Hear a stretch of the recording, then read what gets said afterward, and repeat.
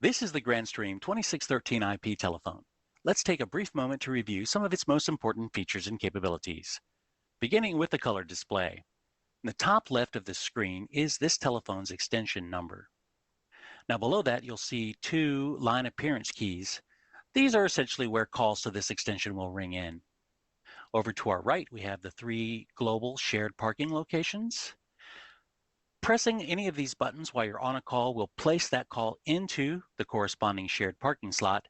The light will turn red, and then you can go to any phone in the office, press the same corresponding button to pick up that call. Moving down, this left button is the page display button. Pressing this scrolls through the various pages of this display, and as you'll see, there are corresponding buttons and lights for each of the other phones in the office. You can press any of these buttons to be connected to the phone, and you'll also see, in this case, Optical Main is on a call and their light is red.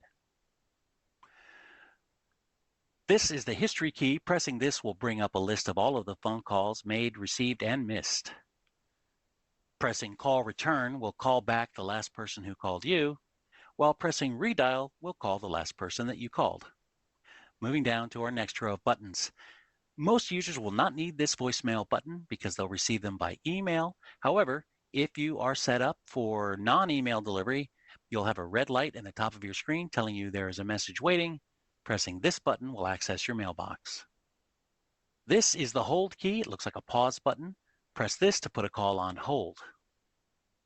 To the right of that is call transfer.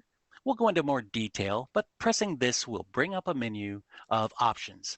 Calls can be transferred to internal extensions or even to an outside number. This is the headset button.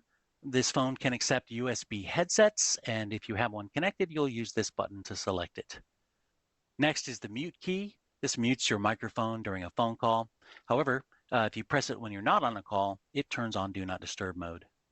Pressing it again will toggle that back off. Below, we have the 5-way navigation button I mentioned before. You can toggle through any of the menus with this. Pressing the center key brings up some additional options that you can look at later. Let's go back to the home menu. Below that is our volume control key. This will adjust the volume of the handset and speakerphone while you're on a call. While you're not on a call, like right now, this button will adjust the ringer volume. Pressing louder or quieter, and you can set your ringer volume. Lastly, we have a calls button. This just brings up a list of all the numbers you've recently dialed. You can also get to that through the history button. And to the right of that is the speakerphone button. This will toggle the speakerphone on and off.